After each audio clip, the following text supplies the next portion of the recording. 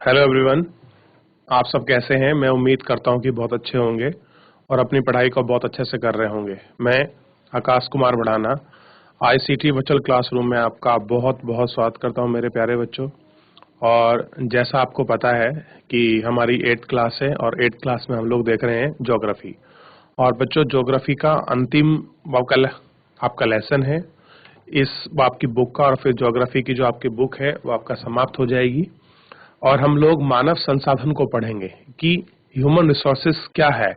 जैसे मैं कल हम लोग अपना लेक्चर आपका प्रारंभ करे थे तो मैं आपको दिखा चुका था कि चैप्टर नंबर जो है आपका 6 है और ये अंतिम है। तो आपको बहुत अच्छे से पढ़ना है। देखिए, धीरे धीरे आपका समय बढ़ता चला गया और ये बुक भी आपकी समाप्त हो गई है। तो इसीलिए मैं आपका सब बच्चों से बोलता हूँ कि आप अपना प्रॉपर तरीके से रिवीजन करते रहिए ताकि आप हर एक चीज को बहुत अच्छे से पढ़ सकें, बहुत अच्छे से समझ सकें और कोई भी किसी प्रकार की आपको समस्या ना रहे बच्चों। तो ऐसे कोई बच्चा है जिसके जो हमने पिछला अब आपका लेक्चर पढ़ा है उसमें कोई चीज आपकी समझ नहीं आई है? क्योंकि हम लोग उद्योग के विषय में पढ़ रहे थे, हैवी इंडस्ट्री को पढ़ा, कॉटेज जो आपकी इंडस्ट्री है आपका, हमने उसको देखा कॉटन इंडस्ट्री को। उसके अंतर्गत कोई भी अगर आपका ऐसा प्रॉब्लम है, डाउट है, कोई चीज आपको रिवीजन करवानी है, कोई भी स्कूल का कोई भी बच्चा, तो आप लाइव जुड़कर चैट के माध्यम से आप हमसे पूछ सकते हैं। चलिए, अगर किसी बच्चा कोई प्रश्न है तो चलिए हम चलते हैं सीधा डिजिटल बोर्ड की तरफ। चैप्टर नंबर 6 जो है हमारे सामने है और इसको हम लोग आपका देख रहे हैं। और जैसा आप लोग जानते हैं कि चैप्टर नंबर 6 के अंतर्गत क्या है, ध्यान देना है, मानव संसाधन। आप इसको देख पाए, इसको समझ से सीख पाए, ये बहुत अच्छी बात है क्योंकि ह्यूमन रिसोर्स क्या होता है आपको पता होना चाहिए। अब देखिए, सबसे पहले हम क्या करते हैं, चैप्टर शुरू करते हैं। देखिए, लोग एक ही राष्ट्र में सबसे बड़े संसाधन होते हैं। कह रहे जो लोग हैं वो एक राष्ट्र के क्या होते हैं, सबसे बड़े संसाधन होते हैं। राष्ट्र का मतलब तो आप समझते ही हैं, कोई भी जो आपका देश है उस देश के जो लोग हैं वो क्या हो गए, उसके संसाधन हो गए। क्योंकि लोगों के बिना देश की कल्पना नहीं की जा सकती। और संसाधन तो वो व्यक्ति हैं जो देश को आपका डेवलप करते हैं, देश को बनाते और चलाते हैं। देखिए, प्रकृति की देन केवल उस समय महत्वपूर्ण होती है जब वह लोगों के लिए उपयोगी होते हैं। कैसे होते हैं? जो आपके लोग हैं उनके लिए क्या होते हैं, उपयोगी होते हैं। लोग अपनी आवश्यकताओं और योग्यताओं से ही उसे संसाधन में परिवर्तित करते हैं। कह रहे जो आपके लोग होते हैं उन लोगों में जितनी भी अपनी आवश्यकता है और जितनी भी आपकी योग्यता है, उस योग्यता के आधार पर ही क्या करते हैं ये लोग, अपने आप को परिवर्तित कर देते हैं। इस प्रकार मानव संसाधन ही अंतिम संसाधन है। स्वास्थ्य, शिक्षित, अभिप्रेरित लोग अपनी आवश्यकताओं के अनुरूप संसाधनों का विकास करते हैं। कह रहे जो आपका स्वास्थ्य है, जो आपकी शिक्षित है, जो भी आपका अभिप्राय है, ये सारी ऐसी चीजें हैं जो लोग क्या करते हैं बच्चों, जो अनुरूप जो आपके संसाधन है ये उनका विकास करते हैं। अन्य संसाधनों की भांति मानव संसाधन विश्व में समान रूप से वितरित नहीं है। कह रहे जिस तरह से अन्य जो आपके संसाधन फैले हुए हैं, उन अन्य संसाधनों में जो मानव संसाधन है वो अन्य विश्व के रूप में जैसे फैले हैं, अपने शैक्षणिक स्तर, आयु व लिंग में एक दूसरे से भिन्न है। कैसे हैं बच्चों? सबका जो शैक्षणिक जो आपका लेवल है वो अलग है, उनकी आयु अलग है, जेंडर अलग है, और कैसे हैं, एक दूसरे से भिन्न है। उनकी संख्या और लक्षण भी बदलते रहते हैं। कह रहे जो उनकी संख्या है और जो उनका लक्षण है वो सारी चीजें आपकी बदलते रहते हैं। ठीक है, ये आपको तुम देखना था। चलिए, अब कह रहे हैं क्या आप जानते हैं कि भारत सरकार के अधीन एक मानव संसाधन मंत्रालय है। कौन सा बच्चों? मानव संसाधन, इसको बोलते हैं एचआरडी मिनिस्ट्री। 1985 में इस मंत्रालय का निर्माण लोगों के कौशल को बढ़ाने के लिए किया गया। इससे यह प्रदर्शित होता है कि लोग देश में कितने महत्वपूर्ण संसाधन हैं। देखिए, एक मिनिस्ट्री बनाई गई थी, एचआरडी, ह्यूमन डेवलपमेंट रिसोर्स आपका मिनिस्ट्री। 1985 में इसको आपका एस्टेब्लिश किया गया, ये जो मिनिस्ट्री थी, और इस मिनिस्ट्री का काम था कि जितने भी हमारे आपके पीपल हैं हम लोग उनको डेवलप करें, उनको कौशल दें। इस तरह से ये इनको रखा है। अब देखिए, बात कर रहे हैं, एक चित्र हमको मिला है इसी में, पहले चित्र को देखते हैं। देखिए, मेरे विद्यालय में कितने हैं? 500 बच्चे हैं। मेरे गांव में 1000 लोग हैं। अभी कह रही हैं आपके विचार में विश्व में कितने लोग हैं? मेरी कक्षा में 30 बच्चे हैं। विश्व में लगभग 6.6 अरब लोग हैं। ध्यान दीजिए, कितना बच्चों? 6.6 अरब। 1 अरब में कितनी शून्य होती हैं और इस संख्या को आप कैसे लिखेंगे? अब देखिए, ये काम तो आपके जो आपके मैथ वाले मास्टर जी हैं, निखिल मास्टर जी, वो आपको सिखाएंगे कि अरब खरब की संख्या कैसे लिखी जाती है, कैसे बनाई जाती है, और आप उनके स्टूडेंट्स हैं तो आप ही मेरे को बता सकते हैं। चलिए देखते हैं। अब कह रहे हैं कि बॉक्स और मिला है, कह रहे हैं क्या आप जानते हैं कि प्रधानमंत्री कौशल विकास योजना को 2015 में 1 करोड़ भारतीय युवाओं को 2016 से 2020 तक, कब तक? 2016 से 2020 तक प्रशिक्षित करने के उद्देश्य से किया गया था। इस योजना का उद्देश्य संभवतः और मौजूद रोजगार अर्जन को गुणवत्ता की प्रशिक्षण प्रदान करें, रोजगार योग्य कौशल की योग्यता और आपका प्रोत्साहित करना है। ये सारी चीजें हैं जो आपका इसमें लिखी हुई हैं। अब देखिए, क्लास को देखिए।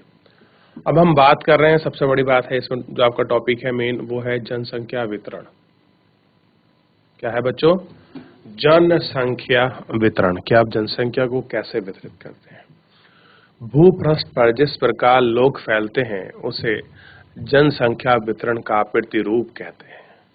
कह रहे जो भू है, भू माने धरती, पृष्ठ माने जो उसका भाग है, उस पर जिस प्रकार लोग फैले हैं उसका हम क्या बोलते हैं? जनसंख्या वितरण। विश्व की जनसंख्या का 90% से अधिक भाग भूपृष्ठ के लगभग 30% भाग पर निवास करता है। किस पर करता है? जो आपका 30% भाग है उस पर क्या करता है? आपका निवास करता है। ठीक। विश्व में जनसंख्या का वितरण अत्यधिक असमान है। कह रहे जो विश्व की जो जनसंख्या है जो आपका बटी हुई है, अगर आप उसका वितरण देखोगे तो क्या दिखाई देगा आपको? असमान दिखाई देगा। कुछ क्षेत्रों में घने बसे हैं और कुछ क्षेत्रों में आपका विरल बसे क्षेत्र हैं। कैसे हैं? घने बसे हैं और कुछ क्षेत्रों में आपके बसे हैं। अब देखिए, दक्षिण और दक्षिण पूर्व एशिया, यूरोप और उत्तर पूर्वी भारत, अमेरिका घने बसे क्षेत्र हैं। उच्च अक्षांशीय क्षेत्र, उष्णकटिबंधीय मरुस्थल, उच्च पर्वतीय विषवतीय वनों के क्षेत्रों में बहुत कम लोग काम करते हैं। कह रहे कि जो आपका रीजन है दक्षिण वाला और दक्षिण पूर्वी जो एशिया है और जो आपका यूरोप है और इसमें उत्तर पूर्वी जो अमेरिका है, ये ऐसे क्षेत्र हैं जो बहुत ज्यादा घने बसे हैं। और जो आपके हाई एल्टीट्यूड होते हैं ना बच्चों, और जहां पर उष्णकटिबंधीय क्षेत्र हैं, जहां पर आपके डेजर्ट हैं, जहां पर हाई आपके पर्वत हैं, और जो आपका मेडिटेरियन जो आपके फॉरेस्ट हैं, विषवतीय फॉरेस्ट जो हैं, उन क्षेत्रों में क्या मिलती है? आपकी जनसंख्या कम मिलती है, या आपका बहुत कम लोग मिलते हैं, या विरल रूप में हमको जनसंख्या क्या करती है? आपका देखने के लिए मिलती है। ये आपको पता होना चाहिए। ठीक। अब देखिए, विषुवतीय व्रत के दक्षिण की अपेक्षा विषुवतीय व्रत उत्तर में अधिक लोग रहते हैं। कहाँ अधिक रहते हैं बच्चों? आपको ध्यान देना है कि जितना लोग दक्षिण की अपेक्षा कहाँ पर है बच्चों? ध्यान दीजिए, जो उत्तर का विषुवतीय व्रत है उसमें जो लोग हैं वो अधिक रहते हैं। विश्व की कुल जनसंख्या के लगभग 3/4 लोग 2 महाद्वीपों एशिया और अफ्रीका में रहते हैं। कह रहे भी जितनी भी आपकी जनसंख्या है उस टोटल जनसंख्या के विश्व का जो आपका 2/3 लोग है वो कहाँ रहता है? एशिया महाद्वीप में रहता है। ठीक। विश्व के 60% लोग केवल 10 देशों में रहते हैं। कह रहे कि जितने भी आपका अगर बात करोगे, जितनी भी हमारी टोटल जो आपका पॉपुलेशन है वर्ल्ड की, उस टोटल पॉपुलेशन का जितना भी 3/4 जो लोग हैं वो कहाँ रहते हैं? 2 महाद्वीप में। कौन सा महाद्वीप है एक बच्चों? ध्यान देना है, मैं आपको दूसरे क्रम से बताता हूँ। एक है पहला एशिया और दूसरा कौन सा है? अफ्रीका। इन देश में पूरे विश्व की 3/4 आपका जनसंख्या आपका निवास करती है। ठीक। और विश्व के कितने हैं आपके? 60% लोग केवल क्या कहते हैं? इस देश में ही आपका रहते हैं। इन सभी में 10 करोड़ से लोग अधिक रहते हैं। कितने रहते हैं? 10 करोड़ से जो लोग हैं अधिक रहते हैं। अब देखिए चित्र हमको दिखाया है। विश्व में प्रत्येक 100 लोगों में से जितना भी ये वाला कलर बनाया गया है, ये लोग आपके कहाँ रहते हैं? आपके यूरोपियन लोग हैं ये वाले। ये जो कलर है ये वाला, ये कलर है आपका यूरोप का, ये है एशिया वालों का, और ये जो कलर है ये दिखाया है बच्चों किसका? ये अफ्रीकन लोग हैं। और ये जो कलर है ये आपका दक्षिण अमेरिका और मध्य अमेरिका के हैं, और रेड में उत्तरी अमेरिका, और ये एक व्यक्ति दिखाया गया ऑस्ट्रेलिया का, यानी कि ओशिनिया, यानी कि ऑस्ट्रेलिया प्लस न्यूजीलैंड, यानी जो पैसिफिक जो आपका रीजन है उसमें जो लोग हैं कितने कम निवास करते हैं, आप इस चित्र के अनुसार उसको देख सकते हैं, उसको मान सकते हैं बच्चों। क्लियर है? अब देखिए आपके सामने बहुत सारी चीजें हैं, वो आपको दिखाई दे रहे हैं, वो आपको देखना चाहिए किस प्रकार से कि जो जनसंख्या मिलियन में आपका दिखाई गई है कि ऐसे कौन कौन से देश हैं जो विश्व में सबसे ज्यादा आपकी जनसंख्या रखते हैं। अब देखिए चाइना है पहले नंबर पर, दूसरा भारत है। अब देखिए भारत की कितनी है? 1200 मिलियन, और चाइना की कितनी है? लगभग आपका 1300 से कुछ ज्यादा। यूएस फिर उसके बाद है इंडोनेशिया, फिर है ब्राजील, फिर है पाकिस्तान, फिर है बांग्लादेश, फिर है नाइजीरिया, फिर है रूस, फिर है जापान। ये जनसंख्या के टॉप मोस्ट क्या है बच्चों? आपके देश हैं 10। आप देखिए विश्व में घनी आबादी वाले देश जो विश्व के रूपरेखा मानचित्र पर इनको अंकित कीजिए। आपको मानचित्र लेना है, आपको क्या करना है कि जो पूरे विश्व है उन विश्व में आपको जनसंख्या के ये ऐसे 10 बड़े देश हैं, और इनको क्या करना है? आपको उस मानचित्र में आपको फिल करना है। क्लियर है? और ये जो हम काउंटिंग पढ़ रहे हैं ये 2011 की जनगणना के अनुसार हमको जो आंकड़े मिले हैं उन पर है। और देखिए अस्थायी जनसंख्या आंकड़े हैं। ये जो आंकड़े हैं ये आपके बदलते रहते हैं बच्चों, ऐसा नहीं है कि ये सिर्फ केवल ऐसे ही रहेंगे। ये जो आंकड़े हैं ये आंकड़े आपका बदलते रहते हैं। आप कुछ बात कर रहे हैं तो आपकी क्रियाकलाप की, जैसे चित्र 6.1 का अध्ययन कीजिए।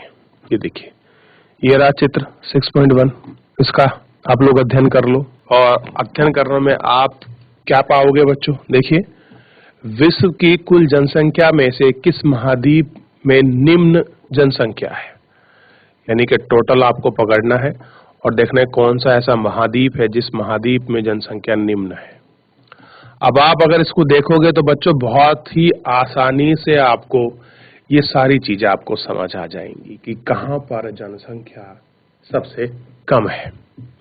अच्छा, कोई ऐसा बच्चा है जो इस चित्र को देखकर ये बताना चाहे कि कौन सा ऐसा आपका महाद्वीप है जिस महाद्वीप में जो है जनसंख्या वो आपकी कम है? देखिए बच्चों आपको यहाँ एक महाद्वीप दिखाई दे रहा होगा।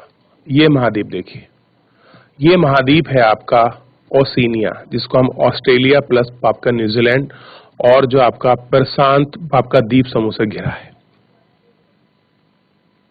इसकी जनसंख्या सबसे कम आपको दिखाई देगी। ठीक, अब जनसंख्या केवल 5%, केवल 13%, केवल 1%, केवल 12%, तो कितना होगा? केवल 1%। इसको देख सकते हैं। ठीक है, चलिए अब मोस्ट इंपॉर्टेंट जो आपका प्रश्न है वो आपके समक्ष आपका निकल कर आ गया है, जो सबसे ज्यादा इंपॉर्टेंट बनता है। देखिए, जनसंख्या का घनत्व। आपको सबसे पहले घनत्व को समझना है कि जनसंख्या घनत्व होता क्या है।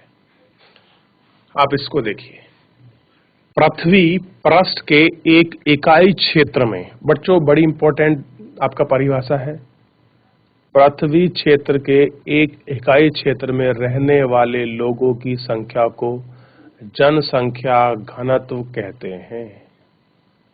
क्या कहते हैं बच्चों? जनसंख्या घनत्व कहते हैं। क्या बोलते हैं? जनसंख्या घनत्व। सामान्य रूप से यह प्रति वर्ग किलोमीटर में व्यक्त किया जाता है। किसमें व्यक्त करते हैं बच्चों? प्रति वर्ग किलोमीटर में। संपूर्ण विश्व का औसत जनसंख्या घनत्व 51 प्रति वर्ग किलोमीटर है। सबसे अधिक जनसंख्या घनत्व दक्षिण मध्य एशिया में और इसके पश्चात आपका दक्षिण पूर्व एशिया और दक्षिण पूर्व एशिया में पाया जाता है। अब देखिए, सबसे अधिक कहाँ है जनसंख्या घनत्व? दक्षिण मध्य एशिया, ये जो रीजन है, ठीक।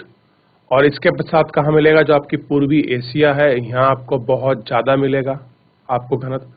उसके बाद कहाँ मिलेगा? जो आपकी दक्षिण पूर्वी एशिया है, साउथ ईस्ट एशिया, इस जो आपका रीजन है, यहाँ आपको थोड़ा सा आपको जो जनसंख्या पॉपुलेशन है वो आपको डेंस मिलेगी, ठीक। अब देखिए, भारत की जनसंख्या घनत्व का, अब देखिए जनसंख्या का औसत घनत्व कितना है? 382। आप इसको इंपॉर्टेंट कर लीजिए, व्यक्ति प्रति वर्ग किलोमीटर। कितना है? 382 प्रति व्यक्ति वर्ग किलोमीटर। मैं इसलिए कह रहा हूं क्योंकि ये ऐसे प्रश्न मैंने आपके क्विज कंपटीशन में देखे हैं, और जो आपका क्विज कंपटीशन होगा अब आगे, उसमें इस प्रकार के प्रश्न पूछे जा सकते हैं कि भारत का जनसंख्या घनत्व कितना है। कितना है? 382। तो ये आपको थोड़ा सा ध्यान रखना है, ठीक। चलिए थोड़ा आगे देखते हैं। अब देखिए, इसको कैसे एग्जाम्पल के माध्यम से आपका समझाया गया है, थोड़ा इसको देखते हैं। जब कक्षा में पूरे 30 विद्यार्थी उपस्थित होते हैं, तब हमारी कक्षा बहुत भरी हुई दिखाई देती है, लेकिन जब यही विद्यार्थी स्कूल के सभागार भवन में बैठते हैं, तब वह कक्षा खुला और खाली दिखाई देती है। अब कह रहे हैं क्यों? ऐसा क्यों है कि जब हमारी क्लास में 30 बच्चे आपका बैठ रहे हैं तो हमारी क्लास कैसी लगती है? बहुत भरी हुई। और जब वही बच्चे कहाँ बैठ जाएं? जो स्कूल का भवन है, जो आपका सभागार है, असेंबली हॉल है, उसमें बैठ जाएं तो कैसी दिखाई देती है आपकी? खाली। अब क्यों दिखाई देती है, मुझे बताइए बच्चों, क्यों दिखाई देती होगी अगर मैं आपसे पूछूं? क्योंकि सभागार का आकार क्षेत्र कक्षा से बड़ा है। क्या कह रहा है कि जो आपका सभागार जो भवन है, उसका जो आकार है वो किससे बड़ा है?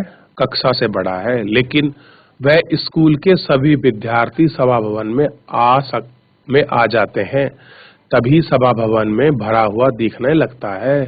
और अगर सारे विद्यार्थी आ जाएं तो ही आपका सभागार दिखाई देगा। अब देखिए, क्लास का क्षेत्रफल कम है और सभागार का ज्यादा है। अब अगर बताइए छोटे एरिया में ज्यादा लोग होंगे तो भरे हुए दिखाई देंगे। क्या दिखाई देंगे बच्चों? आपको भरे हुए दिखाई देंगे। और अगर आप देखिएगा, जो आपका बड़ा क्षेत्र होगा, उस बड़े क्षेत्र में और अगर कम लोग बैठे हैं या फिर सेम उतने ही बैठे हैं तो आपको कम दिखाई देंगे, क्योंकि क्षेत्र के आधार पर ही आपका जो है जनसंख्या घनत्व को हम लोग ज्ञात करते हैं। ठीक है बच्चों। अब आप लोग अपनी क्लास में बैठे हैं, मान लीजिए 20-30 बच्चे हैं, तो आपको क्लास कैसे नजर आएगी? भरी भरी नजर आएगी कि हमारी क्लास तो हाउसफुल है आज। लेकिन अगर यही बच्चे जहां पर आपकी प्रेयर होती है, वहां अगर वो आपका बैठ जाएं, तो ये आपका मान लीजिए बच्चों कि आपकी क्लास में बहुत छोटी दिखाई देगी और खाली खाली सी लगेगी। ठीक, क्लियर है? चलिए थोड़ा सा आगे देखते हैं। ये बड़ा ही आपका इम्पोर्टेंट आपके फैक्टर हैं जो आपके जनसंख्या को आपको प्रभावित करते हैं। यानी कि कुल मिला के हम उन चीजों को पढ़ेंगे कि जनसंख्या को प्रभावित करने वाले कौन कौन से कारक हैं। ठीक, उन कारकों की हम लोग आपका इस लेक्चर के अंतर्गत बात करने वाले हैं कि कौन कौन से ऐसे कारक हैं जिनको हम लोग इसमें देख सकते हैं। देखिए, जनसंख्या वितरण को प्रभावित करने वाले कारक कि जिसके कारण जनसंख्या जो आपका बटी हुई है कि कहीं पर जनसंख्या बहुत अधिक मिलती है, कहीं पर जनसंख्या बहुत आपका कम मिलती है, उसके कौन कौन से ऐसे कारण हैं, हम उन कारणों का पता करेंगे। और सबसे पहले आते हैं भौगोलिक कारक, और भौगोलिक कारक में सबसे पहले आता है स्थल आकृति। अब स्थल आकृति में मेरे को बच्चों को बताइए, एक बड़ा व्यवहारिक ये आपका प्रश्न भी बन जाता है कि मुझे बताइए जो आपकी जनसंख्या है कम और ज्यादा कहाँ मिलेगी। मैं अगर कुछ ऑप्शन दूं, मैदानों पर, पहाड़ी क्षेत्रों में, रेगिस्तान में, या फिर समुद्र तट के किनारे, तो कहां पर जनसंख्या सबसे अधिक होगी? बताइए कितने ऐसे बच्चे हैं जो आपका ये कहेंगे कि सर्वाधिक जनसंख्या आपकी मैदान में मिलती है? हाथ खड़ा कीजिए। ऐसे कितने बच्चे जिनका आंसर है कि मैदानों में अधिक मिलती है? बारकोड जीआईसी, जीजीआईसी बारकोड, बहुत बढ़िया, मैदानों में अधिक मिलती है। अच्छा, अगर मैं इनमें पूछूं कि सबसे कम कहां मिलेगी? मैदानों में, आपका पर्वतों में, मरुस्थल यानी जो आपके रेगिस्तान है उसमें, या फिर बच्चों जो आपका समुद्री तट है? तो कितने बच्चे ऐसे हैं जो ये कह रहे हैं कि आपका मरुस्थलों में सबसे कम जनसंख्या आपका पाई जाती है? हाथ खड़ा कीजिए।